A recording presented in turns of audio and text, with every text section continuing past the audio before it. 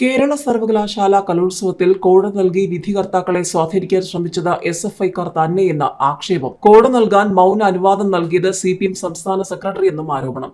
വിധികർത്താക്കളുടെ വിവരം കൈമാറാൻ തിരുവനന്തപുരത്തെ മുൻ എസ്എഫ്ഐ ജില്ലാ സെക്രട്ടറി 5 ലക്ഷം വാഗ്ദാനം നൽകിയെന്ന സിപിഎമ്മിന് പരാതി നൽകി എസ്എഫ്ഐ നേതാവ്. എസ്എഫ്ഐ സംസ്ഥാന വൈസ് പ്രസിഡന്റും കേന്ദ്ര കമ്മിറ്റി അംഗവുമായ എ അക്ഷയാണ് കലോത്സവം തുടങ്ങുന്നതിന് മുൻപ് തന്നെ സിപിഎം സംസ്ഥാന സെക്രട്ടറി എം.വി. ഗോവിന്ദന് പരാതി നൽകിയത്. യുവജനോത്സവ പ്രോഗ്രാം സബ് കമ്മിറ്റി കൺവീനർ കൂടിയായ അക്ഷയ് കലോത്സവം തുടങ്ങുന്നതിന് 5 ദിവസം മുൻപാണ് എസ്എഫ്ഐ മുൻ ജില്ലാ സെക്രട്ടറിയും സിപിഎം നേമം ഏരിയ കമ്മിറ്റി അംഗവുമായ ജെ അഭിജിത്തിനെതിരെ എം.വി. ഗോവിന്ദന് പരാതി നൽകിയത്. കലോത്സവത്തിന് മുന്നേ നൃത്ത ഇനങ്ങളിലെ വിധികർത്താക്കളുടെ വിവരം ചോർത്തി നൽകണമെന്ന് ആവശ്യപ്പെട്ട് അഭിജിത്ത് ഫോൺ വിളിച്ചെന്നും 5 ലക്ഷം നൽകാമെന്ന് വാഗ്ദാനം ചെയ്തുവെന്നുമായിരുന്നു പരാതി. എന്നാൽ ഗോവിന്ദൻ പരാതി പൂഴ്ത്തി. ഡിവൈഎഫ്ഐയുടെ ലഹരി വിരുദ്ധ പരിപാടിയിൽ പങ്കെടുത്ത ശേഷം ബിയർ കഴിച്ചതിന്റെ വീഡിയോ പുറത്തു വന്നതിനെ തുടർന്ന് അഭിജിത്തിനെ ഏരിയ കമ്മിറ്റിയിൽ നിന്നും പുറത്താക്കിയിരുന്നു.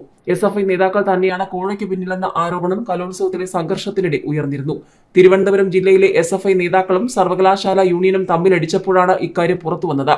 യുവജനോത്സവ സംഘാടനവും തുടർന്നുണ്ടായ സംഘർഷവും വിധികർത്താവിന്റെ ആത്മഹത്യയും വിവാദമായതോടെ കൂടുതൽ ക്രമക്കേടുകൾ പുറത്തു വന്നിട്ടുണ്ട്. കത്തിക്കുത്ത് കേസിലെ പ്രതിയും വോളണ്ടിയറുമായിരുന്നുവെന്നും ആത്മഹത്യ ചെയ്ത ഷാജിയെ മർദ്ദിക്കുമ്പോൾ ഇയാളും അവിടെ ഉണ്ടായിരുന്നുവെന്നും ആരോപണമുണ്ട്. യൂണിവേഴ്സിറ്റി കോളേജിൽ വിദ്യാർത്ഥിയെ കുത്തിയ കേസിലും സംസ്കൃത കോളേജിൽ വിദ്യാർത്ഥിയെ മർദ്ദിച്ച കേസിലും പ്രതിയായ നെയ്യാറ്റിൻകര മുൻ ഏരിയ സെക്രട്ടറി ആരോമൽ വോളണ്ടിയറായി പ്രവർത്തിച്ചുവെന്നാണ് വിവരം. ആരോമലിനെ എസ്എഫ്ഐയിൽ നിന്നും പുറത്താക്കിയിരുന്നു. എന്നാൽ ഇപ്പോഴും എസ്എഫ്ഐയിൽ തന്നെ ഉണ്ടെന്നും ഇതോടെ വ്യക്തമായിട്ടുണ്ട്. അതേസമയം വിധികർത്താവ് ഷാജിയുടെ മരണത്തിൽ കണ്ണൂരിൽ നിന്നുള്ള അന്വേഷണ സംഘം തിരുവനന്തപുരത്ത് എത്തിയിട്ടുണ്ട്.